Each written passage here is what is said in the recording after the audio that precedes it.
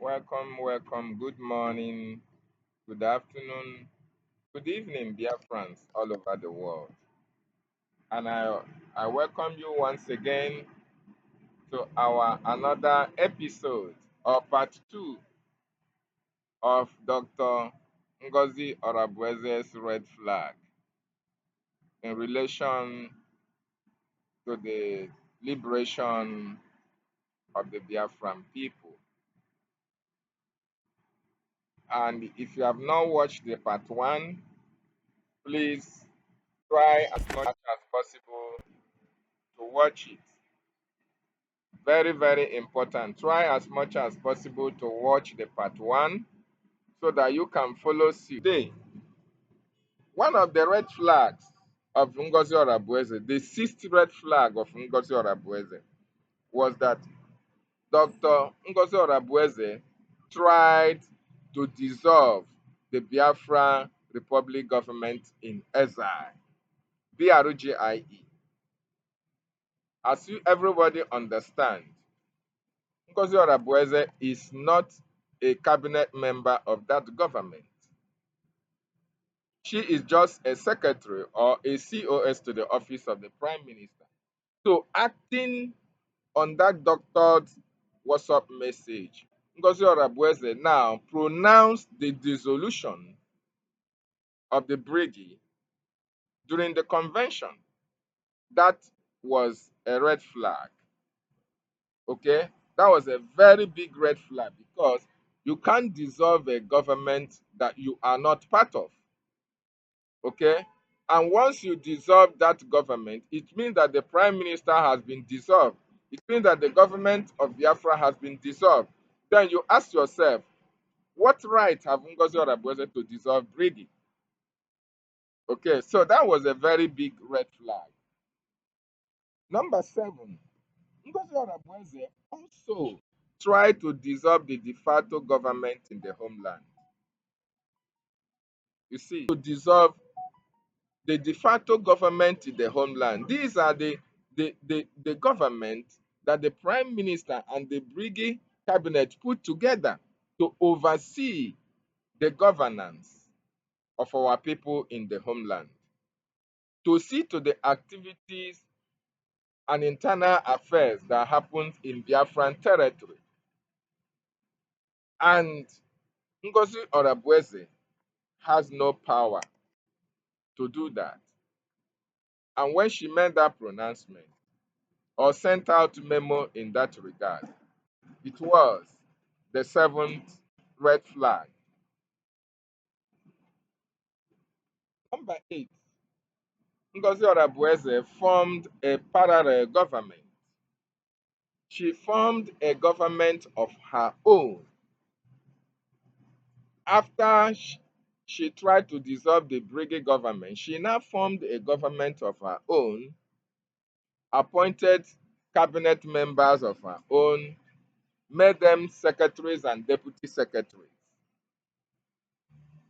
thereby pronouncing herself, giving herself that power as the DPM and as well as the COS. That was another red flag.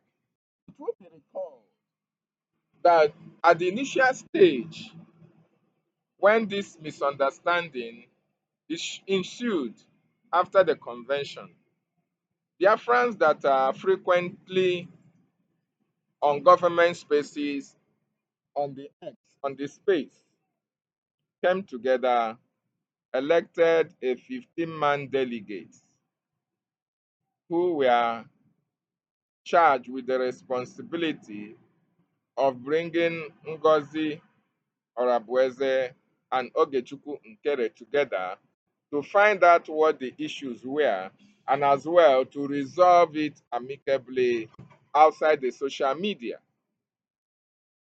So these 15-man delegates were led by one of our gallant brothers called Tech Guy. He was the arrowhead behind these delegates. So he was sent to contact Ngozi Orabueze and as well as Ogechukwu Nkere. So, according to Tech Guy, he reached out to Ogechukwu Nkere and informed him about the delegates and the reason for the formation of these delegates. That this delegation was basically for peace to reign, so that we will continue to move with one blood, one mind, with one topic, and with the template of the government. Ogechukwu Nkere accepted that these delegates mediate in these issues, in this misunderstanding, in order to resolve it. That guy then proceeded to Ngozi's camp and seek the consent of Ngozi whether she would like to have a peace meeting in order to stop all this fracas on social media. Lo and behold, Ngozi Orabueze, through her spokesperson or through her media personnel, Clara Dean, rejected any peace moves for a peaceful resolution of the issues at hand. According to Ngozi Orabueze, she said that the government is answerable to nobody and the government will not stoop so low to be questioned by Biafrans. So that was another red flag. Ngozi Orabueze belongs to NCWX, Nigerian Council of Women Society. This is also a political group which she uses for political participation in Nigeria. And as well, she uses this platform to support young Northerners who are contesting for political positions.